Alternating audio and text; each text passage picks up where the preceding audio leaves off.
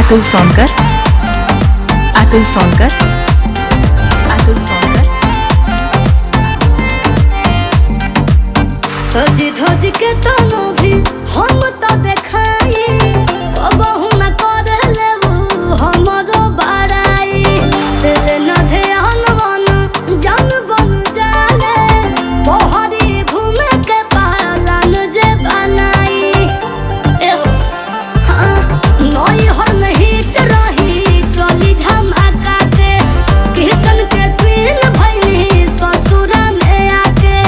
कहने की राजा ले आदिनो करानी, बोले कि तोहर चली नहीं मन मानी।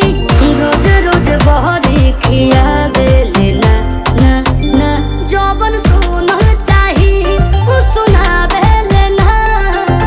सैया हम न खराब उठावे लेना, जबरू से नी हम तो मनावे लेना। सैया हम न खराब उठावे लेना। अतुल सोनकर, अतुल सोनकर, अतुल सोनकर। एक ही ड्रेस बजे फोटो रोज लाई, कम होई लाइक के हो करी ना बड़ाई। नया नया रंग नया रही जे डिजाइन, पखियन के सारा किल में आग लग जाई। करदा होई जी हाँ, रील जे बनाई हम करले डरामा, एही खातिर घरवा में मचे हम गाना। वीडियो छिपा के कबो करी अपलोड हो, देखी के उ भाषण देवे लामा लामा।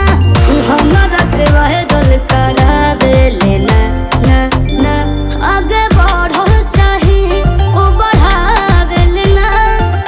सैया हम न खराब उठावे लेना, जबरू से नी हम तो मनावे लेना।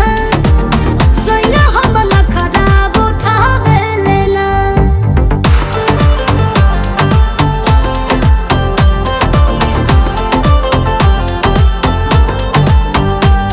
डीजे अतुल सोनकर, सकलपुर बाजार।